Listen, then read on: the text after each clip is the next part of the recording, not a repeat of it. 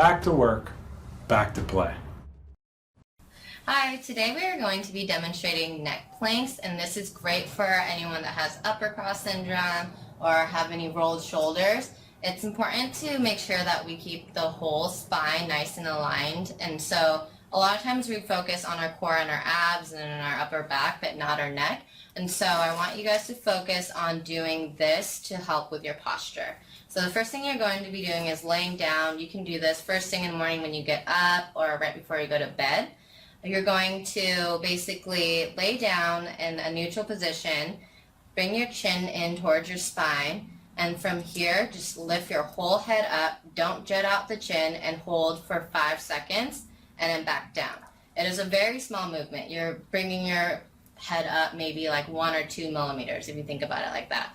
And so you're just bringing your chin in, holding up, holding for 5-10 seconds, and then back down. And then just remember to relax your shoulders and breathe.